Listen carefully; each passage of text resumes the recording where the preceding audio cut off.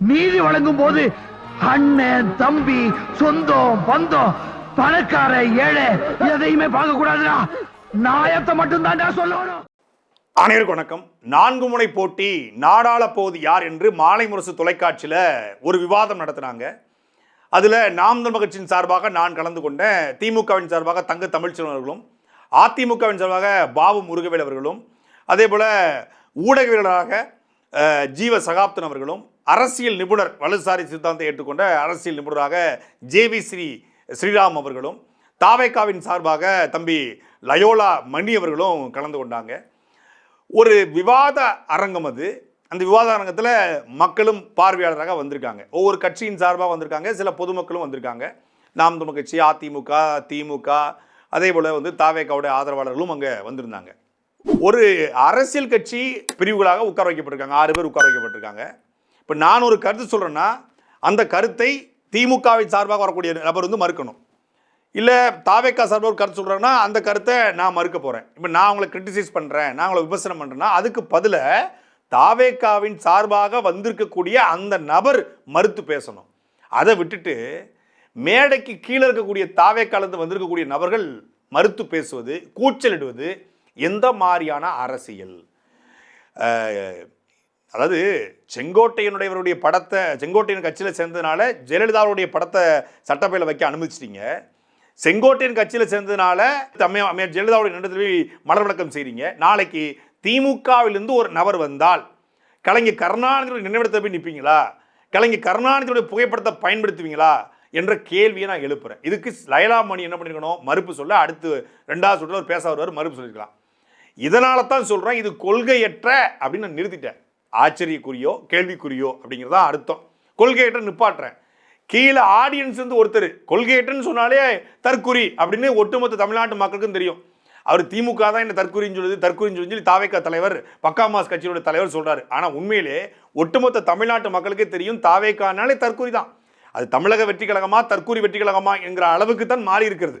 அதுக்கு 1000 காரணங்களை சொல்லலாம். ஏன் தற்குறி அப்படிங்கிறதுக்கு காரணங்களை நம்ம அடுக்க முடியும். அது பொது மேடை, ஒரு தொலைக்காட்சி என்பதனால அன்பார்லிமெண்ட்ரி வேர்டாக தற்குறி இருக்கு அப்படின்னு. அது பார்லிமெண்ட்ரி வேர்டு தான். தற்குறிங்கிறது ஒன்றும் தப்பான வார்த்தை கிடையாது.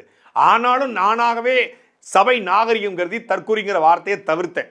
ஆனால் நான் தவிர்த்தாலும் பைத்தியத்துக்கு யார் பைத்தியம்னு தெரியும்ல, தற்குறிக்கு யார் தற்குறின்னு தெரியுது. நாங்களா தற்குறி தற்குறின்னு எப்படி சொல்லலாம்? அப்போ நான் சொன்னேன், தற்குறி இல்லைப்பா, அவங்க ஆகச்சிறந்த அறிவாளிகள்ப்பா. தலைவர் பேசிட்டு இருக்கும்போது மரத்தில் ஏறி இளநியை பறிக்க மாட்டாங்க.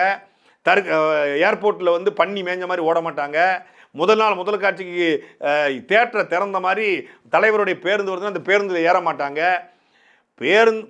ஒரு கட்சி தலைவர் பேசிட்டு இருக்கும்போது பேருந்தில் ஏறி போகிறவன் பக்கத்தில் இருக்கிற மரத்து மேலே ஏறி மரம் முறிஞ்சி அது ஒரு குழந்தை மேலே விழுந்து அந்த குழந்தையினுடைய குடல் வெளியே சாகிற அளவுக்கு பண்ணுறவன் தற்குறியா இல்லையா?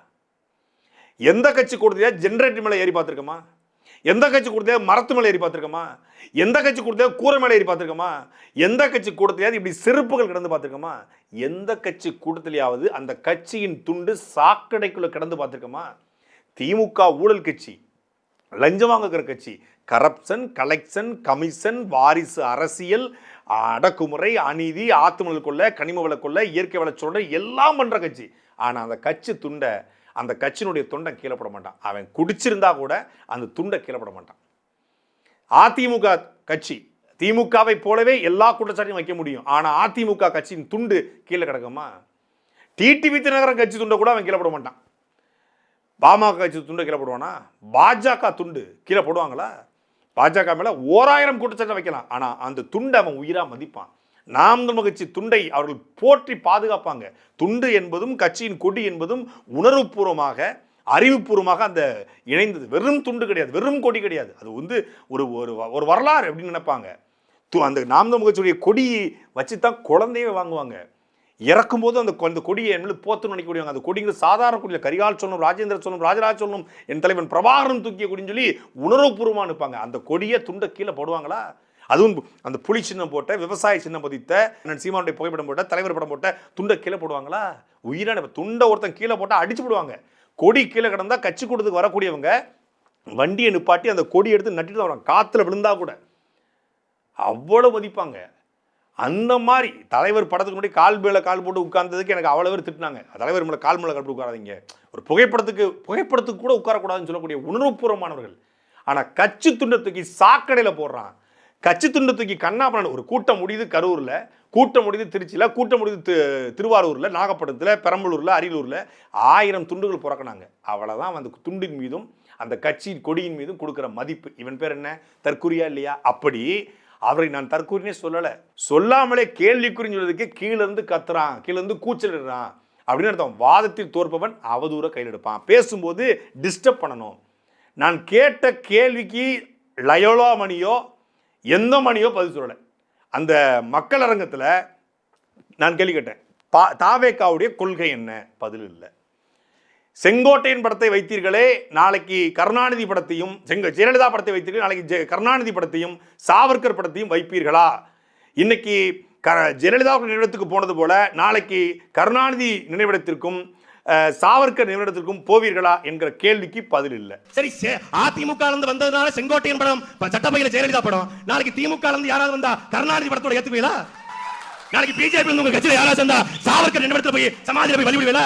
இதனால தான் சொல்றோம், கொள்கையற்ற கேள்விக்குறி. கேள்விக்குறி. கொஞ்சம் அமைதியா இருங்க, கொஞ்சம் அமைதியா இருங்க, கொஞ்சம் அமைதியா இருங்க. சரி, உட்காருங்க. ஆகச்சிறந்த அறிவாளிகள் எப்பா தாவேக்கா, ஆகச்சிறந்த அறிவாளிகள். அவர்கள் மரத்தில் ஏற மாட்டார்கள். தாவேக்கா ஆகச்சிறந்த அறிவாளிகள்.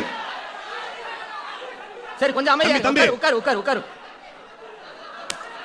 ஏய் உட்காருப்பா, உட்காரு. டேய் சலாம், உட்காரு உட்காரு. வேணாம், இல்ல இல்ல வேணாம், நீ உட்காரு. தம்பி தம்பி, ஏய் உட்காரு தம்பி. சண்டை போடக்கூடாது, உட்காருங்க. உட்காருப்பா, பேசி பேசுவோம். சமூக நீதி பேசுறீங்களே, சாதி ஒழிப்பு பேசுறீங்களே, பெண் உரிமை பேசுறீங்களே, அம்பேத்கரை கொள்கை தலைவராக வச்சிருக்கீங்களே, வாச்சாத்தி படுகொலையினுடைய, வாச்சாத்தி வன்கொடுமையினுடைய சூத்திரதாரியா இருக்கக்கூடிய செங்கோட்டையனை வச்சுக்கிட்டு தான் நீங்க சமூக நீதி, சாதி ஒழிப்பு, பெண் உரிமை பேச போறீங்களா? அஜித்குமாருடைய மரண வழக்குக்கு லாக்கப்டத்துக்கு போராடிய திரு விஜய் அவர்கள், பக்காமாஸ் கட்சியுடைய தலைவர் அவர்கள், அங்க கொடுமையான லாக்அப் மரணங்கள் நிகழ்ந்தத வீரப்பன் தேர்தல் வேட்டைங்கிற பேர்ல அன்னைக்கு வனத்துறை அமைச்சராக இருந்த செங்கோட்டையனை பற்றி உங்களுடைய பார்வை என்ன?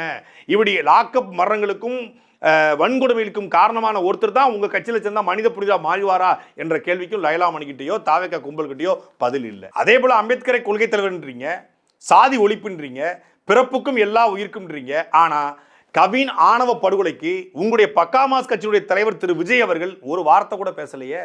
அது ஏன் பேசுற? இதுதான் உங்களுடைய கொள்கையா? இதான் உங்களுக்கு கோட்பாடுன்னு பேசுறேன். இன்னொன்னு, கொள்கைன்னு சொன்னா பிறப்புக்கும் எல்லா உயிருன்றீங்க. பிறப்புக்கும் எல்லா உயிருங்கிறது கொள்கை கிடையாது, அது ஒரு திருக்குறள். நீட் தேர்வை ஒழிக்கணும்னு சொல்றீங்க, அது கொள்கை கிடையாது, அது ஒரு இஷ்யூ. அப்படி உங்க கொள்கை என்ன? இப்போ திமுகனா திராவிடம் இருக்கு, பாஜகனா இந்திய தேசியம் இருக்கு, நாம் தமிழ் கட்சினா தமிழ் தேசியம் இருக்கு, கம்யூனிஸ்ட்னா பொதுவுடைமை இருக்கு, மக்கள் நீதி மையத்து கூட சென்டரிஸ்ட்னு ஒன்று இருக்கு.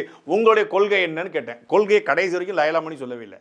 லயலாமணி பேசுறதெல்லாம் ஆகச்சிறந்த கருத்துன்னு அவரும் நம்பிக்கொண்டிருக்கார், தாவேக்காவும் நம்பிக்கொண்டிருக்கு.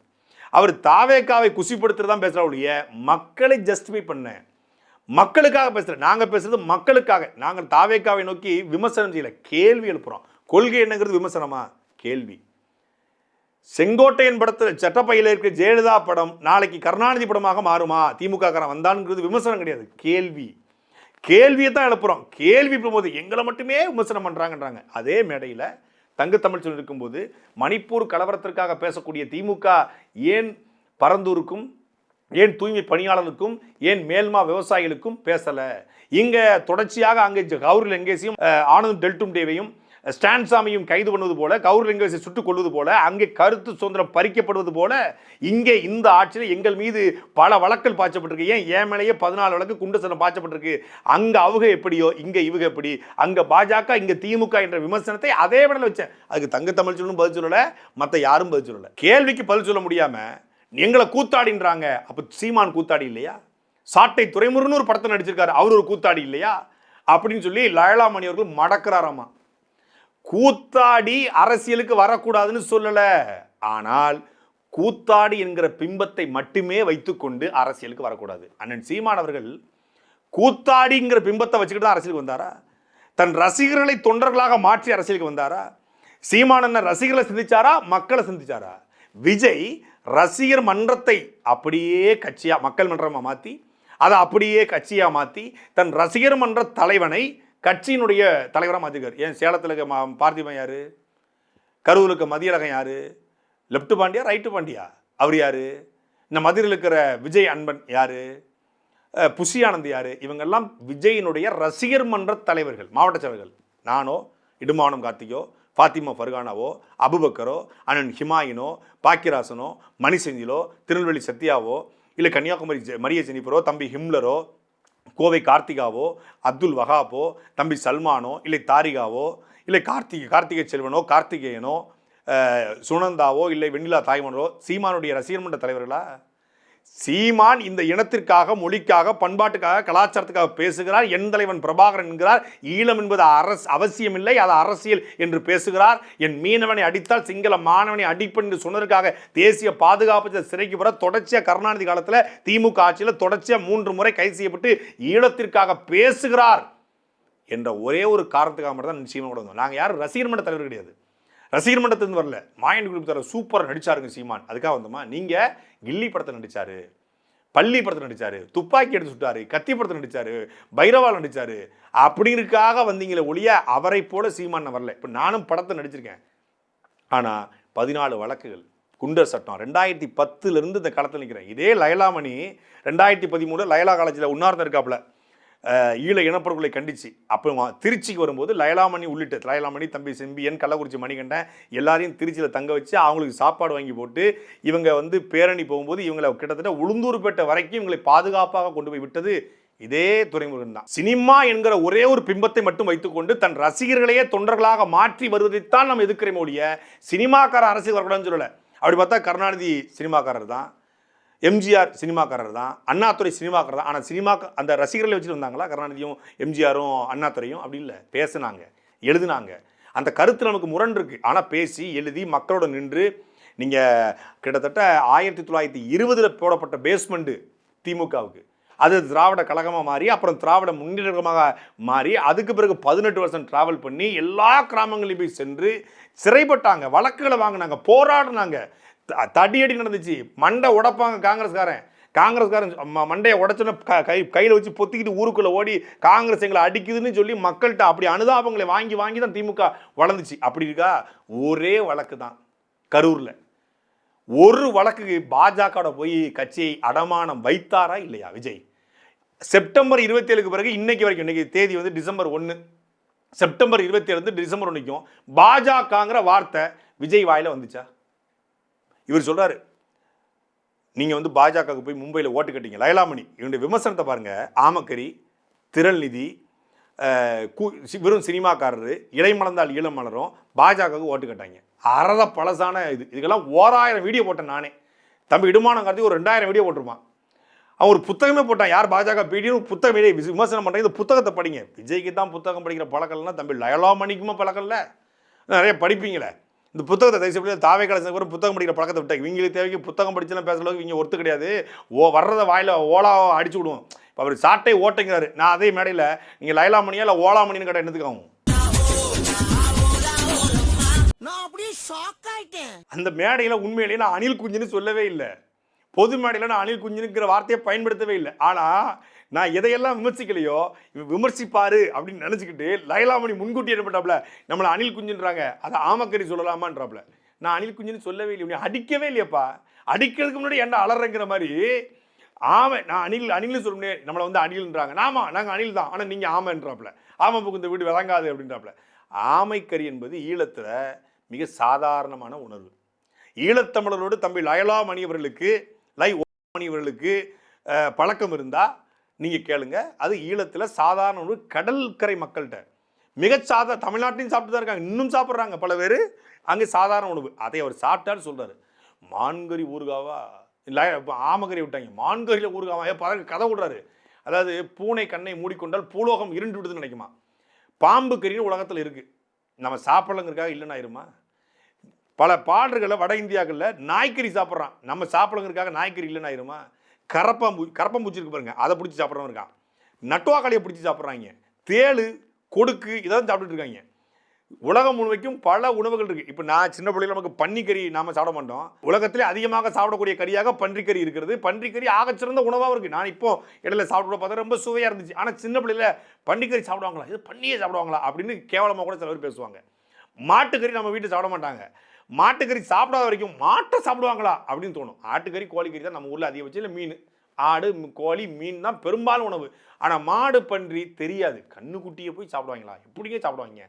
கண்ணுக்குட்டி எப்படிங்க சாப்பிட முடியும்னு நினைக்க முடியுமா? அது போல தான் அங்கே கிடைக்கக்கூடிய உணவுகளை காட்டில் வாழக்கூடிய மக்கள் அதிகமாக அங்கே என்ன இருக்கோ அதை சாப்பிடுவாங்க. அப்படித்தான் சாதாரணமாக சாம்பாரில் முருங்கைக்காய் போடுவோம், உருளைக்கிழங்கு போடுவோம். சாம்பாரில் எலும்பு போட்டு சாம்பார் வைக்கிறாங்க. சாம்பாரில் வந்து கொழுப்பு, ஆட்டு கொழுப்பு போட்டு தனியாக வெட்டி போட்டு சாம்பார் வைக்கிறாங்க. அதை சீமான வீட்டில் நான் சாப்பிட்ருக்கேன், நானே சாப்பிட்ருக்கேன். இப்படி இட்லிக்குள்ளே கறி இருக்குமான்னு கேட்டாங்க. யோ, கொலக்கட்டைக்குள்ளே தேங்காய் இருக்கிற மாதிரி இட்லிக்குள்ளே கறிங்கிறது சாதாரண விஷயம். இன்றைக்கி வந்து இன்ஸ்டாகிராமை தட்டினாலே அவ்வளோ காணொலிகள், இந்த உணவு சார்ந்த காணொலி வருது. உலகம் முழுமைக்கும் இப்படி பல உணவுகள் இருக்குது. தான் சாப்பிட்டதை அவர் பகிர்ந்து கொள்ளார். ஏன் சாப்பிட்டதை மட்டுமே சொல்கிறாரு? வேறு எதுவுமே பேசுறதுக்கு இல்லையா? நிறைய இருக்குது, அதை எல்லாத்தையும் சொல்ல முடியாது. என்னன்னா, இந்தியாவில் புலிகள் இயக்கம் தடை செய்யப்பட்டிருக்கு. தடை செய்யப்பட்ட இயக்கம் சார்ந்து சில விஷயங்களை மட்டும்தான் பகிர்ந்து கொள்ள முடியும். அவர் மனதுக்குள்ளக்கூடிய சில விஷயத்தை எல்லாத்தையும் அழிச்சு தூர வச்சுட்டு அவர் சொல்லக்கூடியதை மட்டும்தான் அவரால் பதிவு பண்ண முடியுது. இதை சொன்னதுனால என்ன சமூக பதட்டம் ஏற்பட்டுருச்சு? உடனே ஆமக்கறி என்பதும் மான்கறி என்பதும், தேர்தல் வாக்குறுதியை குறித்து ஏமாத்து திமுக, அதை குறித்து கேள்வி கேட்க இவனுக்கு வக்கு இல்லை. ஒருத்தன் பொய்யா வீட்டுக்கு வீடு கார் தருவேன், பைக்கு தருவேன், வீடு தருவேன், இதுக்கெல்லாம் இதை உருவாக்கணும். சரி, உருவாக்கணும், அதுக்கான செயல் திட்டம் என்ன தெரியலை. அதை கேள்வி கேட்க வேண்டியவர்கள் கரூர்லேருந்து ஏன் நீ ஓடி போன? இப்போ வரைக்கும் லயலோமணி அவர்களோ ராஜ்மோகனோ இல்லை தாவேக்கா சார்பாக யார் விவாதத்துக்கு வந்தாலும் இந்த கேள்வி நான் எழுப்ப தான் போகிறேன். 8:30 மணிக்கு வருதா சொல்லிட்டு ஏன் வீட்டிலேருந்து 8:30 மணிக்கு கிளம்புனார்? கரூருக்கு 12 மணிக்கு வரதா சொல்லிட்டு ஏன் 7:30 மணிக்கு வந்தார்? டிசம்பர் 13 நடைபெற கூட்டத்தை ஏன் செப்டம்பர் 27க்கு மாற்றினார்? ஏன் அங்கேருந்து ஓடி வந்தார்? நான் ஒரு முடிவு எடுத்துட்டா என் பேச்சை நானே கேட்க மாட்டேன்னு படத்தில் பேசுகிற நீங்கள், நான் முடிவு எடுத்துட்டேன் கரூர் மக்களோட நிற்பேன் அப்படின்னு நின்றுக்கணுமா இல்லையா? அடுத்த வாரத்தில் கேட்க போகிறேன். இதை பி ப்ரிப்பேர், பி அலர்ட். வர்றேன், திருப்பி புதன்கிழமை கூட ஒரு டிபேட் இருக்குது, திருப்பி வர்றோம், திருப்பியும் கேள்வி இருப்போம். சம்பவம் இல்லை, கேள்வி. உடனே கீழே உட்காந்து இதுதான் அரசியலா? நான் கேள்வி கேட்டால் அவர் பதில் சொல்லணும், அவர் கேள்வி கேட்டால் நான் பதில் சொல்லணும். அவர்கிட்ட பதில் இல்லைன்னா அவர் வேற ஏதாவது பேசிட்டு போகணும். வேற ஏதாவது பேசுவார். அவர் பஞ்ச் பேசுவாப்ல, இடியாப்பம், டிமிக்கி, இதெல்லாம் காமெடின்னு நினச்சி பேசிகிட்டு இருக்காங்க. ஒரு 4-5 காமெடி தான் மொத்தமே வச்சுருக்காங்க. மொத்தமே 4-5 காமெடி வச்சுருக்காங்க. பல்பு கொடுக்குறேன்னு சொன்னாங்க, பல்பு மொத்தமாக தமிழ்நாடு கொடுத்துட்டாங்க.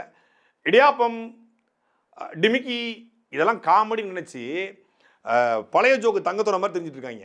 3 முறை தேசிய பாதுகாப்பு சட்டத்தில் கைது செய்யப்பட்ட ஒரே தலைவன் எங்க அண்ணன் சீமான். 250 வழக்கு முடிச்சல, 250 வழக்கு பயப்படல, ஒரே வழக்கு சிபிஐ போய் விட்டாங்க. ஒத்த வழக்குக்கு எடுத்தேம்பாரு ஓட்டம். போலீஸ் ட்ரெயினிங் கூட எவ்வளவு ஓடுறிய அப்படின்னு கரூர்ல இருந்து ஓடி வந்த நீங்க எங்க? அத வேற ஞாபகப்படுத்திட்டீங்க. நெஞ்சமெல்லாம் பொண்ணா இருக்கு தம்பி. முதல் சுற்றுல தம்பி லயலாமணிக்கிட்ட நான் தற்குறின்னு சொல்லலை, அணில்னு சொல்லலை, அதே போல் பிஜேபி பிடிஎம்னு சொல்லலை, நான் சொல்லவே இல்லை. ஆனால் எனக்கு பதில் சொல்கிறேன்னு சொல்லி எங்களை பிஜேபி ஆளுன்னு சொல்கிறாரு. சாட்டை ப்ரோ நீங்கள் பேசலாம், ஓட்டை ப்ரோ அப்படின்னு சொல்லிட்டு அவர் சொல்கிறாப்புல. பிஜேபி பிடிஎம்னு நான் அவரை பார்த்து கேள்வி கேட்காம வம்படியாக வந்து வண்டியில் ஏறினாப்புல, எனக்கு கண்டென்ட்டை கொட்டி கொடுத்தாப்புல. அப்போ தான் மோடியை போய் சந்திச்சது ஞாபகம் வந்துச்சு. அந்த நேரத்தில் தான் யோசித்தேன். டக்குன்னு எடுத்து செல்ஃபோனில் எடுத்து போட்டு காட்டு, மூஞ்சே செத்து போச்சு பிள்ளைக்கு. பதிலே இல்லை அதுக்கு. 2012 கேப்டன் தமிழ்ச்செல்வன் அவர்களை அண்ணன் சீமான் அவர்கள் ஆதரித்துக்கான காரணத்தை தம்பி இடுமானம் கார்த்திகர்கள் யார் பாஜக பிடிஎம் அப்படிங்கிற புத்தகத்தில் அழகாக எழுதியிருக்காரு. வரலாற்று தகவல்கள் இருக்கார். பல மேடைகளில் நாம் தமிழ் கட்சிக்கு விளக்கம் கொடுத்து. இது திமுக குற்றச்சாட்டு. இந்த ஆமக்கறி, AK-74, அரிசி கப்பல், இந்த பாஜக பிடிஎம்மு, பாஜக ஓட்டு கட்டாரு, பொன் ராதாகிருஷ்ணனை பார்த்தாரு, தமிழிசையை பார்த்தாரு, அண்ணாமலைக்கு கும்பிடு போட்டாரு, அப்புறம் இலை மலர்ந்தால் ஈழம் மலரும். இந்த இலை மலர்ந்தால் ஈழம் மலரம்லாம் 1000 தடவை விளக்கம் தச்சு. இலை மலர்ந்தால் ஈழம் மலரும் என்று என்ன சீமானன் என்ன ரகசியமாக சொன்னாரா? பொது மேடையில் சொன்னார். அன்னைக்கு 2009 பாராளுமன்ற தேர்தலில் நாம் தமிழர் கட்சி இல்லை, நாம் தமிழர் இயக்கம் இல்லை, ஒரு இயக்குனராக இயக்குனர் சங்கம் நடத்திய தேர்தல் பரப்புரையில் சீமான் கலந்து கொண்டு ஈழத்தில் போரை நிப்பாட்ட நான் அதிகாரத்துக்கு வந்தால் இங்கிருந்து நான் படைகளை அனுப்புவேன் என்று ஜெயலலிதா சொன்னாங்க. கருணாநிதி ஒட்டுமொத்தமான போராட்டத்தை முடக்க பார்த்தாரு. அந்த இங்கிருந்து போன எல்லா உதவிகளையும் தடுத்து நிறுத்தினார். போலி உண்ணாவிரத நாடகம் இருந்து அந்த மக்களை ஏமாத்தினார். ஈழத்துக்காக போராடி எல்லோரையும் பிடிச்சு ஜெயிலில் போட்டாரு. முத்துக்குமார் இறந்தபோது காதல் துள்ளி இறந்து விட்டான் என்று கடிதம் எழுத வச்சாரு. முத்துக்குமார் உடலை கூட அடக்கம் செய்வதற்கு அடக்குமுறை ஏவினாரு. இவ்வளவு கொடுமைகளை பண்ணாரு. அந்த நேரத்தில் ஜெயலலிதா அவர்கள் தன்னுடைய எல்லா இதுக்கு முன்னாடி ஈழம் குறித்தும் தலைவர் பிரபாகரன் குறித்தும் எல்டிடி குறித்தும் தன்னுடைய கருத்துக்களை எல்லாத்தையும் அப்புறப்படி இதே ஜெயலலிதா தான் தலைவர் பிரபாகரனை தூக்கில் போடணும்னு சொன்னாங்க. ஆனால் அதன் கருத்தை மாற்றி கொண்டாங்க. ஏன்னா ஈழ மக்களுக்கு ஒரு ஓட்டு இருக்கு, தமிழ் தேசிய வாக்காளர்கள் அதிகமாக இருக்காங்க, அந்த வாக்கு ஓட்டுக்காகவாவது நான் படை அனுப்புன்னு சொன்னாங்க. அந்த புரிதல் அடிப்படையில் காங்கிரஸை வீழ்த்த இலை மலர்ந்தால் ஈழம் மலரும் என்று அண்ணன் சீமான் சொன்னது உண்மை. அதை மறுக்கவே இல்லை. 2011 சட்டமன்ற தேர்தலில் 63 தொகுதியில் காங்கிரஸ் நின்ற தொகுதியில் மட்டும்தான் நாம் தமிழ் கட்சி உழைச்சது. அவர் சொல்ல செங்கோட்டையனுக்கும் ஓட்டு கட்டிச்சு நாம் தமிழ்னு சொல்லி தப்பாக வரலாறை படிக்காத லைலாமணி நல்ல பையன் அங்கே போய் தற்கொலையாக மாறிட்டாப்புல, தற்கொலைத்தனமாக பேசுகிறாப்புல. ஈழம் குறித்து தலைவர் குறித்து எல்லாம் லைலாமணிக்கு தெரியும். தமிழ் தேசியருடைய கடைசி நம்பிக்கை சீமான்னு சொல்லி போட்டவர் தான் இதே லைலாமணி.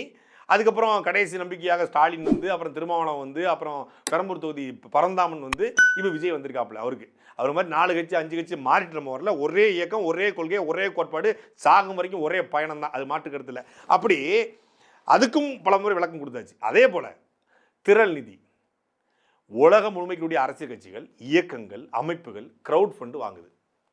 க்ரௌட் ஃபண்ட்னா என்ன? 100 பேர் சேர்ந்து ஒரு மாநாட்டுக்கு போகிறோம். 100 பேரும் ஆளுக்கு 100 ரூபா போட்டு 10,000 ரூபாய் கலெக்ட் பண்ணுறதுக்கு பேர் க்ரௌட் ஃபண்டு. இதைத்தான் நாம் தமிழ் கட்சி பொது வழியில் பண்ணுது. வெளிப்படைத்தன்மையாக டிரான்ஸ்பரண்டாக ஒரு கட்சி நடத்தப்படுகிறது. க்ரௌட் ஃபண்டிங் அப்படிங்கிறத தூய தமிழ் படுத்தி திரள் நிதி. திரள் நிதி திருடர்கள் அப்படிங்கிறாப்புல. திரள் நிதியில் எப்படி திருட முடியும்? இந்திய தேர்தல் ஆணையத்தில் பதிவு செய்யப்பட்ட கட்சி இணைய வெளியில் அக்கௌண்ட் நம்பரை கொடுத்து அந்த அக்கௌண்ட்டில் பணத்தை வாங்குது. வரவு செலவு கணக்குகளை மாதம் வெளியிடுது. வரவு செலவு கணக்கில் தேர்தல் ஆணையத்துக்கு அனுப்பப்படுது. இதில் எங்கே இதில் வெளிப்படைத்தன்மை 100 விழுக்காடு இருக்கும்போது இதில் எப்படி திரள் திருட்டா மாறும்? ஒரு கட்சியை கூட்டம் நடத்த நாம் தமிழ் கட்சி ஒன்றும் லாட்டரி சீட் விற்ற கட்சி கிடையாது, பிளாக் டிக்கெட் விற்ற கட்சியும் கிடையாது, பணக்கார நடிகர் நடிகைகள் இருக்கக்கூடிய இல்லை ஆதரிக்கக்கூடிய கட்சியும் கிடையாது, ப்ரொடியூசர்ஸ் இருக்கக்கூடிய கட்சியும் கிடையாது, பெரும் பணக்காரர்கள் நமக்கு சீட்டு கிடைக்கும், நமக்கு நோட்டு கிடைக்கும் அப்படின்னுக்காக வரக்கூடிய கட்சியும் கிடையாது. இங்கே போனால் ஊழல் பண்ண முடியாது, லஞ்சம் வாங்க முடியாது, கான்ட்ராக்ட் கிடைக்காது, கமிஷன் கிடைக்காது, சம்பாதிக்க முடியாது என்று தெரிஞ்சு நாம் தமிழ் கட்சி உதவி செய்யக்கூடிய தமிழ் தேசிய முதலாளிகள், தமிழ் ஆர்வலர்கள், இந்த கட்சி இன மொழிக்காக நிற்குது. வட இந்தியனுடைய வருகையை கட்டுப்படுத்தி தமிழ் மக்களுக்கு மட்டுமே வேலை வாய்ப்பில் முன்னுரிமை கொடுக்குன்னு சொல்லுது.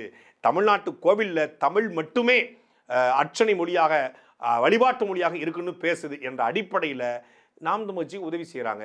ஒரு கடல் மாநாடு, சூழலில் பேசுகிறாங்க, தண்ணீர் மாநாடு, மரங்களின் மாநாடு, மலைகளின் மாநாடு, மாவீரர் நாடு, தலைவர் பிறந்த நாடு, மாநாடு என்று வருகிற பொழுது தமிழ் தேசிய முதலாளிகள், தமிழ் ஆர்வலர்கள், உலகம் முழுக்க உலக தமிழர்கள் தங்களுக்கு முடிஞ்ச சொற்ப தொகையை, கடும் குடியில் வேலை பார்க்குறவன் 500 கோடி கொடுப்பானா?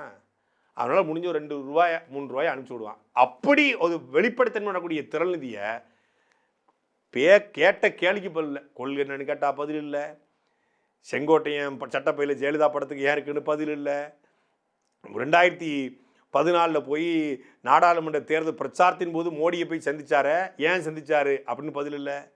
இப்படி கையை கட்டிக்கிட்டு ஜெயலலிதா நின்று அணிலா நான் மாறுவேன்னு சொன்னாரே, ஏன் மாறுவேன்னு சொன்னாருக்கு, அதுக்கு பதில் இல்லை. எந்த கேள்விக்கும் பதில் இல்லாமல் ஆமக்கறி, திரள் நிதி, சாட்டை, ஓட்டை, இதுதான் இங்கே அரசியல். இதனால் என்ன சொல்கிறோம்? இதுதான் தற்குறித்தனம். முதல்ல அந்த அரங்கத்தில் போனோடனே தாவேக்கா கும்பல் வந்து தனலாக குதிச்சாங்க, கத்திக்கிட்டு உணர்ச்சி பூர்வமாக இருந்தாங்க. 2 போடு போட்ட உடனே கொஞ்சம் அமுங்கினாங்க. அவன் என்ன நினச்சாங்கன்னா, சாட்டை திருநோக்கம் பேசும்போது குழப்பத்தை விளைவித்தால், கொஞ்சம் கத்தல் கூச்சலை போட்டால் டிஸ்டர்ப் ஆயிடுவார், டிஸ்டர்ப் ஆகி அவரும் கத்துவார் நம்மளும் கத்துவோம், ஒரு சண்டே ஆயிருன்னு நினச்சாங்க. செல்லக்குட்டிகளா கொஞ்சம் அமைதியாக இருக்க, லவ் யூ தாவேக்கா தம்பிஸ் அப்படின்னு அவங்களால தாங்க முடியல.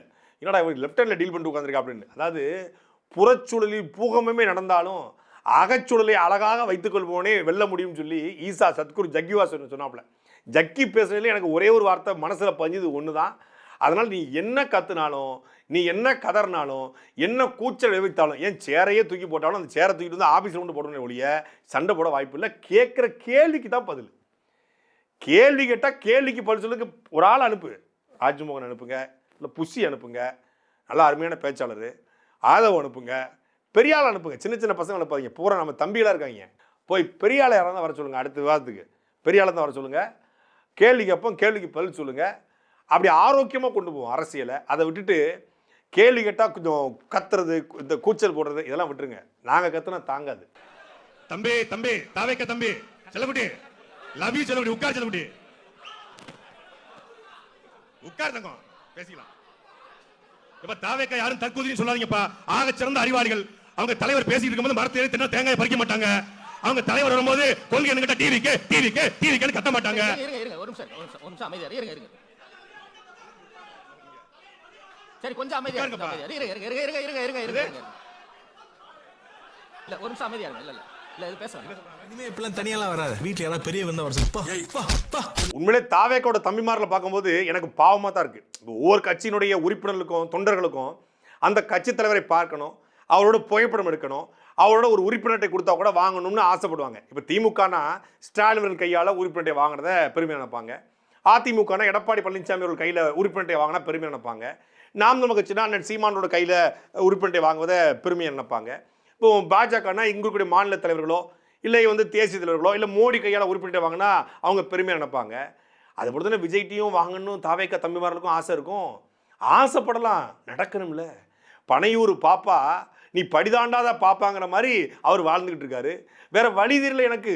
இந்த விஜயகாந்த் சொல்ல சின்ன கொண்டில் ஆத்தா எனக்கு வேற வழி தெரியல ஆத்தா அப்படிங்கிற மாதிரி இப்போ என்ன பண்ணிட்டாங்கன்னா, இந்த வியாபாரி படத்தில் தன் வீட்டுக்கு போக முடியாத எஸ் சூர்யா குளோனிங்கில் தன்னை உருவாக்கி வீட்டுக்கு மட்டும் ஒரு எஸ் சூர்யா அனுப்புவாப்ல. கோர்ட் படத்தில் விஜய் பண்ணியிருப்பாப்ல, தன்னை மாதிரியே ஒருத்தனை க்ளோன் பண்ணுவாப்ல. அதே மாதிரி இவங்க க்ளோன் பண்ணுற அளவுக்கு காசு இல்லை. என்ன பண்ணிட்டாங்கன்னா கட்டோடு வரைஞ்சிட்டாங்க.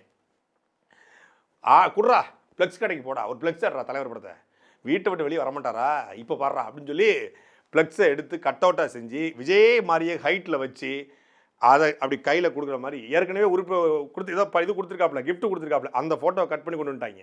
கொண்டு வந்து மதுரை மாநகர மாவட்ட செயலாளர், எவனோ ஒருத்தன் உறுப்பினர் ஓரமாக பண்ண வரவில்ல, ஒரு கட்சியினுடைய மாவட்ட செயலாளர் விஜய் கட் அவுட் செஞ்சு கொண்டு வந்து அந்த கட் அவுட்டுக்கு உறுப்பினர் கொடுத்து அதில் வாங்கிட்டு போயிட்டு இருக்காங்க வரிசையாக. இப்போ வாங்கிட்டு போ. ஏன்னா கட் அவுட்டுக்கு பால் ஊற்றி பழக்கப்பட்டவங்க கட் அவுட்டில் உறுப்பினர்கிட்ட, உலகத்திலே கட் அவுட்டுக்கிட்ட உறுப்பினர்கிட்ட வாங்கின ஒரே ஒரு கும்பல் நம்ம பக்கா மாஸ் கட்சி தான். இது பக்கா மாஸ் கட்சி இல்லை, பக்கா லூஸ் கட்சி. சாட்டை எடுத்து நாட்டை திருத்து, இளம் தலைமுறை தானே நீ வழி